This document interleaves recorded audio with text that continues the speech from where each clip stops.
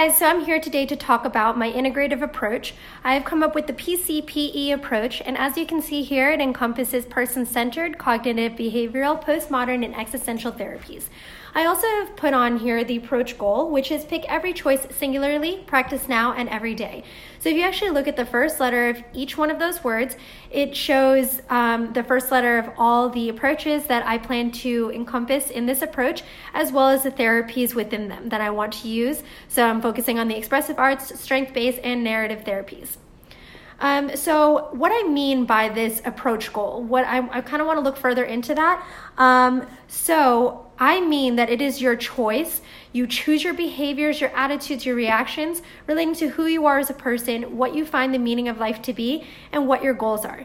I think it is very important that everyone practices their freedom of choice every single day. And then looking further into how I came up with this. So starting with the person-centered approach, I think it is super important for my therapy to stay client-focused. I want my therapy to be led by the client, and I want us to work collaboratively to figure out goals, not only for their future life, but for the end of therapy. I also think it is important for the client to realize their ability to change. I wanted to focus on the expressive arts therapy because I'm going to work with a young population, with children and adolescents, and I think that it would be beneficial for that population. I think that, especially with young kids, learning from experience, that they are reluctant to not only be with, but to talk to strangers, to talk to adults especially. And I think that the expressive arts will be another tool for them to express themselves. Next, I want to focus on cognitive behavioral therapy. I specifically was interested in strength-based because I think it is important to incorporate strengths because I think it empowers individuals. I think this is not only in therapy, but in everyday life. When you show people what they're capable of and what their strengths are, not only do you show them that you notice them, you, the therapist, notices them, but you also show them that these strengths can be valuable in moving forward and finding solutions for the problems that are presenting themselves. Again, and I also think it is important because it shows the client their ability to change. Next, I want to focus on postmodern approach.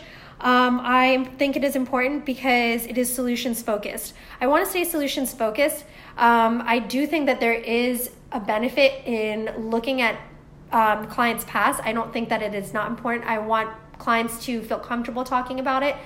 But once that is out on the table, I really am a strong believer that you have to focus on the here and now, because here and now, what you choose to do here on out will show you not only what you have to do to get to those goals, but it's what's going to help you move forward. And then on top of that, I wanted to focus on the narrative therapy because I think it is actually very important for the therapist to stay in the not knowing position.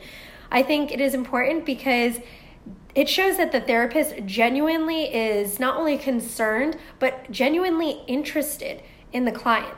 The client feels that what they're saying, what they're feeling, what they're experiencing is real and validated. And I think that this will not only create a strong rapport, but I think that it will increase their chances of coming back to therapy. And on top of that, I think it is important because staying in the not knowing position allows the client to see the therapist as just another person. They don't see them as better than or bigger than or knowing more than. They just see them as a person. And I think that makes them feel more comfortable. Last but not least, I want to focus on the existential therapy because, as I've mentioned in the past, it is important to me for the client to realize their freedom of choice.